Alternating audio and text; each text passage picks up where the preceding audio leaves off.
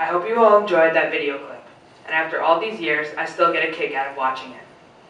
My name is Gabriel Brainson. I'm 15 years old and just finished my sophomore year in high school in Mamaroneck, New York. I have always attended a regular school with regular kids. And yes, believe it or not, that was me cockle-doodle-doing in that video. I've grown a bit since then, and I remember when Lori Hannon used to be able to look down at me and say hello. These days, when I'm not busy with schoolwork, I'm busy playing baseball, hockey, and golf for my school teams. Unfortunately, golfing didn't fit into my study schedule today, at least according to my parents. Otherwise, I'm sure I would have been able to be out there with all of you.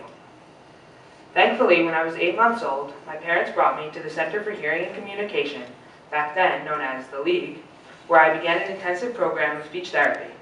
Lori Hannon was my audiologist back then. For over 5 years, I participated in the children's program at CHC, coming to the city for speech therapy as often as twice a week for a few hours each day. You can tell me later whether you think it was worthwhile. For many years afterwards, I continued going to the CHC for audiology services. I have only the warmest memories of the CHC, and I feel a tremendous debt of gratitude for everything they have done for me and my family for the last 15 years. Today, thanks to the CHC and the more recent addition of bilateral cochlear implants, I enjoy a pretty normal life as a teenager. Although my parents would argue there is nothing normal about life as a teenager. I enjoy photography, listening to music, hanging out with friends, and procrastinating as best as I can when I have work to do. There are always surprises in life, and sometimes being hearing impaired throws me some funny ones. Over the years, teachers have always used an FM microphone so that I could hear better in class. An FM system works with hearing aids and cochlear implants to help reduce background noises and make the teacher sound as if they are right next to you. I remember one day in kindergarten, my teacher was wearing the FM microphone when she left the room for a minute. All of a sudden, I heard water running.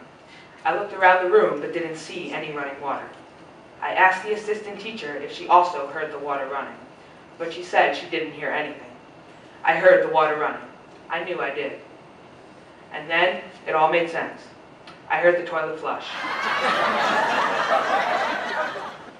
Susan King asked me to speak about plans I have for the future.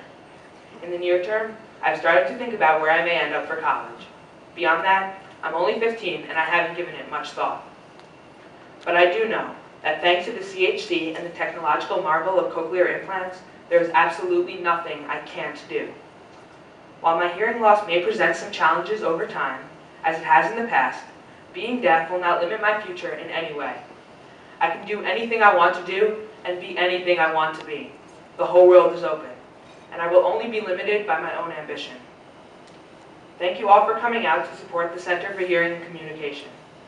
Your support helps so many other kids like me gain the tools they so critically need to help them achieve their own goals in life. Please enjoy the rest of your evening. We hope to see you back again next year.